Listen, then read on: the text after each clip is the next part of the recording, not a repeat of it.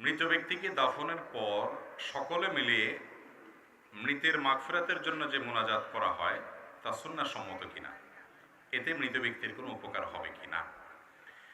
এর উত্তর হলো যে কোনো মানুষ মারা যাওয়ার পর তার লাশ দাফন করার পর যারা দাফন কাজে অংশগ্রহণ করেছেন এই ব্যক্তিরা দাফন প্রক্রিয়া সম্পন্ন করার পর মাটি দেওয়ার পর কেবলামুখী হয়ে মৃত ব্যক্তির জন্য দোয়া করাটা সুন্নাহ। নবী করিম সাল্লাল্লাহু আলাইহি সাল্লাম বলেছেন, দাফন করার পর ইস্তাগফিরু লি আখিকুম ওয়াসালু লাহু তাসবীত ফাইন্নাহু আলআন ইউসআল। যার অর্থ হলো, তোমাদের ভাইকে দাফন করা হলো, মৃত ব্যক্তিকে দাফন করা হলো, এখন তোমরা আল্লাহর কাছে তার হয়ে ক্ষমা প্রার্থনা করো, তার জন্য মাফ চাও, আর কবরে এখন সে জিজ্ঞাসাবাদের মুখোমুখি হবে। মুনকার নাকির তাকে সোয়ালের মুখোমুখি করবেন। এই সোয়াল জবাবের মুখোমুখি হলে সে যেন দুনিয়াতে যেরকম ইমানদার হিসাবে নিজেকে প্রকাশ করেছে, পরিচিত করেছে, দাবি করেছে, এখনো যেন জিজ্ঞাসাবাদে সে ইমানের উপরে অটল থাকতে পারে।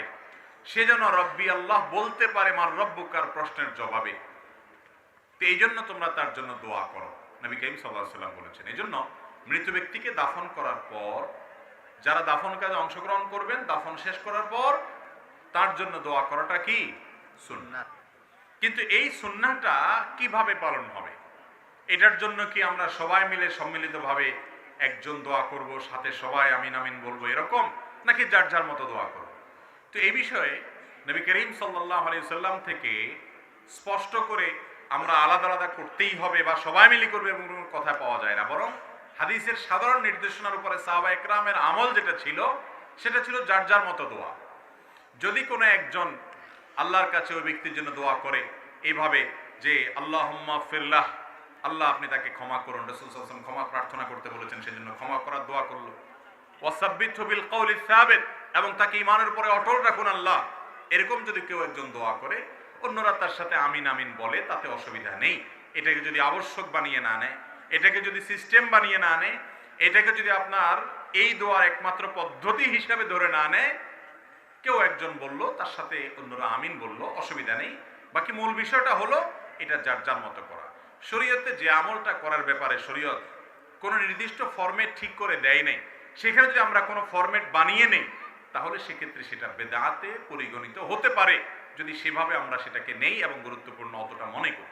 এই জন্য মাইয়াতকে দাফন করার পর দোয়া করা সুন্নাহ। দোয়াটা যার যার মতো হবে, আল্লাহুম্মা ফিরলাহ ওয়াসাব্বিতহু বিল কওলি সাবিত, অথবা বাংলায় আমরা বলতে পারি আল্লাহ আপনি তাকে ক্ষমা করে দিন এবং ঈমানের উপরে সওয়াল জবাবে, মুনকার নাকিরের সওয়াল জবাবে অটল থাকার তৌফিক দান করুন।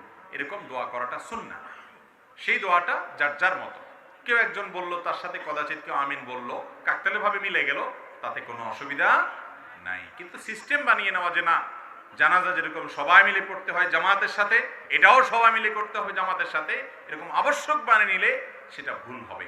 কারণ হাদিসে আমাদেরকে এরকম করতে ফরম্যাট ঠিক করে দেওয়া হয় না। ইবাদতের বিষয়টা হলো যেইভাবে বর্ণিত হয়েছে, যে ইবাদত যেইভাবে বর্ণিত হয়েছে হাদিসে, ওইটাকে ওইভাবে করতে হবে, মন গড়া পদ্ধতিতে করা যাবে না। আবার কোনো ইবাদতের যদি পদ্ধতিগত বিষয়গুলোতে যথেষ্ট আপনার ছাড় রাখা থাকে, অর্থাৎ আম রাখা থাকে, নির্দিষ্ট কোনো কিছু বলা না হয়, তাহলে সেক্ষেত্রে যে কোনো পদ্ধতিতে কাকতালীয়ভাবে হয়ে যেতে পারে। কিন্তু কোনো একটাকে ফিক্স করে যদি নেই আমরা যে না এরকমই হইতে হবে, তাহলে সেটা কি হতে পারে? বেদাতের দিকে যেতে